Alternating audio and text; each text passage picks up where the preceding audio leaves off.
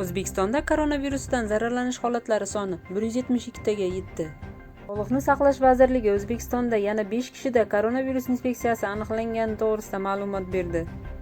31 mart kuni O'zbekistonda koronavirus bemorlari soni 22 nafarga oshdi. Ayni vaqtgacha Toshkent shahridan tashqari Farg'ona, Namangan, Andijon, Xorazm, Buxoro, Qashqadaryo va Navoiy viloyatlarida ham koronavirus tashxisi qo'yilgan 162 ta bemor davolanmoqda. O'zbekistonda koronavirusning yana bir bemori tuzaldi. Ushbu fuqaro 14 mart kuni London-Toshkent yo'nalishidagi reys bilan poytaxtimizga kelgan. 16 mart kuni unda koronavirus kasalligi aniqlangan edi. O'tgan vaqt davomida Virusologiya ilmiy tekshirish instituti klinikasida to'liq davolangan. 31 mart holatiga ko'ra O'zbekistonda koronavirusdan zararlanish holatlari soni 167 taga yetgan. 29 mart kuni bemorlarning 7 nafari sog'ayib, ular reabilitatsiya markaziga kuzatilgan.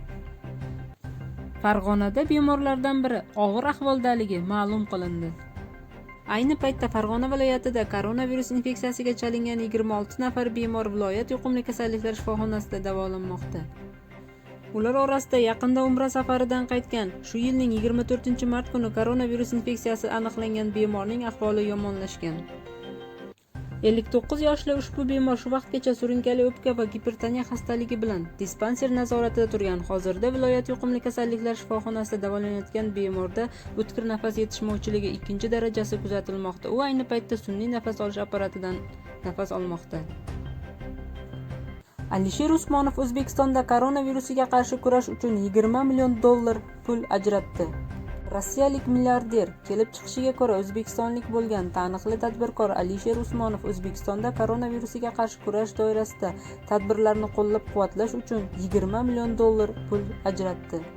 Bu mablag' O'zbekiston Respublikasi Sog'liqni saqlash vazirligiga taqdim etildi va xalqimiz salomatligini muhofaza qilish va tiklash maqsadida davlatimiz rahbari tomonidan bunyod etilayotgan mazkur kasalxonaga zarur tibbiy uskunalar bilan ta'minlashga yo'llantiriladi.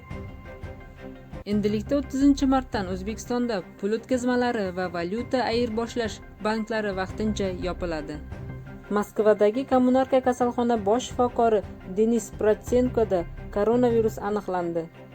Ayni vaqtda Rossiyada COVID-19 tashxisi qo'yilgan bemorlarning aksar qismi shu shifoxonada davolanmoqda. O'tgan haftada bu yerga Rossiya prezidenti Vladimir Putin tashrif buyurgandi. Protsenkoda virus aniqlangani haqidagi xabarlardan keyin Rossiya prezidenti matbuot kotibi Dmitriy Peskov Putin doimiy ravishda test topshirib turgani va unda virus yo'qligini ma'lum qildi. Ayni vaqtda Rossiyada koronavirusdan zararlanish holatlari soni 2337 dan tashkil etmoqda. So'nggi kunda mamlakatda yana 501 kishida koronavirus aniqlangan. Shu vaqtgacha bemorlarning 17 nafari olamdan o'tgan, 121 nafari esa tuzalgan. Moskvada o'zini o'zi izolyatsiya qilishning 4-kuni koronavirus tufayli cheklovlar kiritilgan. Poytaxtning gavjum ko'chalari hozirda bo'shab qolgan.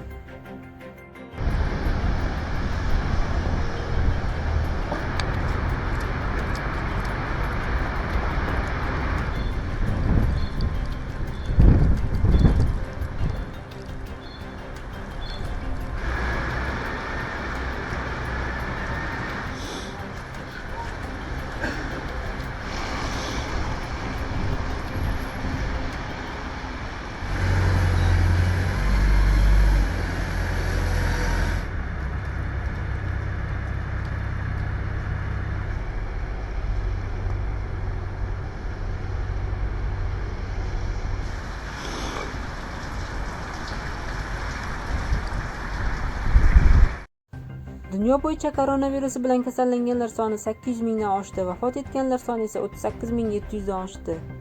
Kasallikka chalinganlar soni bo'yicha birinchi o'rinda AQSh 164 359 kishini, ikkinchi o'rinda Italiya 101 739 kishini va uchinchi o'rinda Ispaniya 94 417 kishini tashkil etmoqda. O'zbekistonda karantin tadbirlari e'lon qilingan vaqtdan bugungi kunga qadar O'zbekiston bo'yicha karantin qoidalariga amal qilmaslik bilan bog'liq jami 14968 ta holat aniqlandi. 30 martga qadar mamlakat ma'muriy sudlari tomonidan jami bo'lib 289 nafar shaxsga nisbatan ma'muriy javobgarlik to'g'risidagi kodeksning 54-moddasi epidemiyalarga qarshi kurashish qoidalarini buzish bilan ma'muriy huquqbuzarlik haqidagi ishlar ko'rib chiqildi. Yasam joyi bo'yicha jo'natildi, yasam joyi bo'yicha.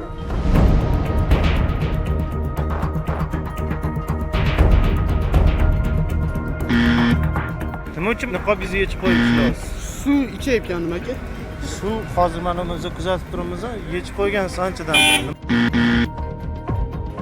Onam ishlagandan keyin damni ichiga qaytib ketyapti-da. To'da mana shu niqobni taqib oling, yoshingiz katta ekan. Hay mashinaga tushdim-da. O'zingiz ehtiyot qiling. O'zi bo'ldi gapi. Salomat bo'ling. Rahmat. Rahmat bolam.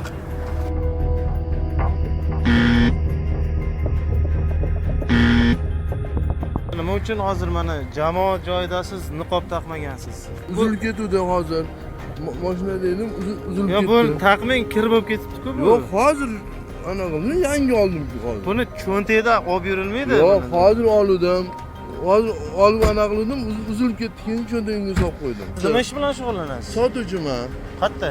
bozorda. Bozorda savdo qilyapsiz. Yoningizda bitta dona niqob bor. Yo'q, taqdim, hamda yaxshi ana qilmagan ekan chiqib ketdi.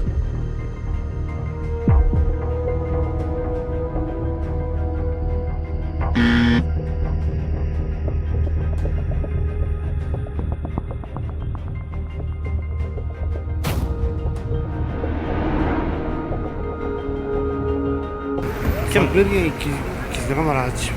200 gram aroq ichishga ruxsat berilgan? Qayerda bu ruxsatnoma berilgan? Hamma joyga yozib qo'ygan. Siz bir narsani tushuning-da, bu taqiqlar, bu xodimlar faoliyati, bu sizni salomatligingiz uchun, oilangiz salomatligi uchun qilinayotgan narsalar-ku, hozir hammasi.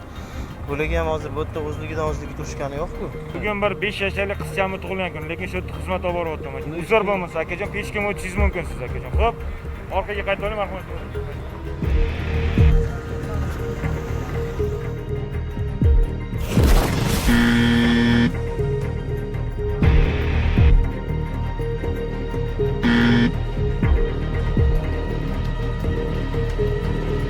Jamoat joyi, bozor, mana odam ko'p joy, to'g'rimi? Nima sabab niqobsiz turibsiz? Mana bu terlab ketadi.